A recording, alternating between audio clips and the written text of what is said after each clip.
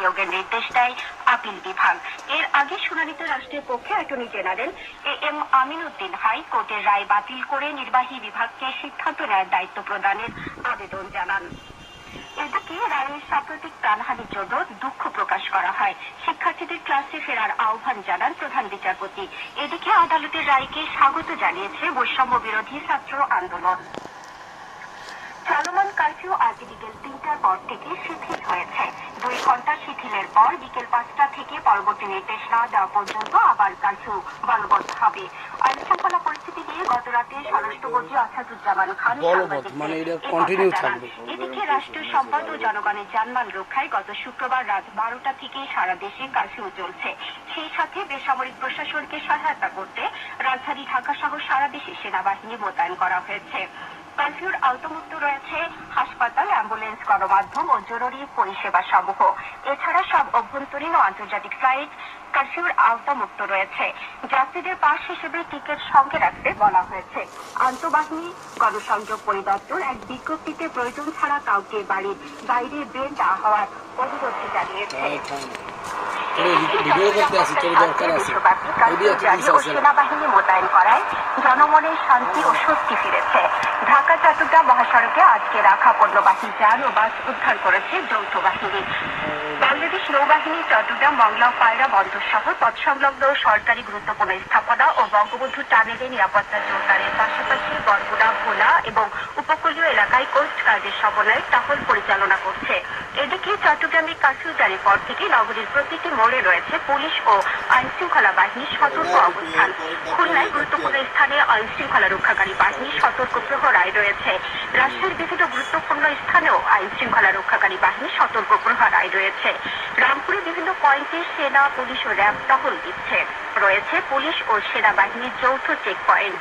Curfew জারির পর সিলেট এবং এর আশেপাশে সম্পূর্ণ শান্তিপূর্ণ অবস্থা বজায় রয়েছে। ময়মনসিংহের বিভিন্ন স্থানে কঠোর অবস্থানে রয়েছে পুলিশ, র্যাব ও বিজিবি সহ আইন শৃঙ্খলা বাহিনী। আজ ও আগামীকাল নির্বাহী আদেশে সারা দেশে সাধারণ ছুটি ঘোষণা করেছে সরকার। জনপ্রশাসন মন্ত্রণালয় গতকাল এ তথ্য জানায়। সাধারণ ছুটিকালীন সকল সরকারি, আধা সরকারি, স্বায়ত্তশাসিত, আধা স্বায়ত্তশাসিত এবং বেসরকারি অফিস সমূহ বন্ধ রয়েছে।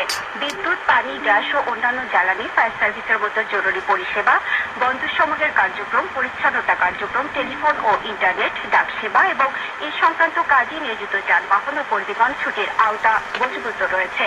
এছাড়া হাসপাতাল, ওষুধ ও চিকিৎসা সেবায় নিয়োজিত কর্মীগণ এবং এ সংক্রান্ত সরঞ্জাম বহনকারী যানবাহন ও জরুরি কাজের সাথে সম্পৃক্ত অফিস সমূহ এই ছুটির আওতা বহির্ভূত রয়েছে। ব্যাংকিং কার্যক্রম চালু রাখার বিষয়ে বাংলাদেশ ব্যাংক এবং আদালতের কার্যক্রম পরিচালনার বিষয়ে সুপ্রিম কোর্ট প্রয়োজনীয় নির্দেশনা প্রদান করবে।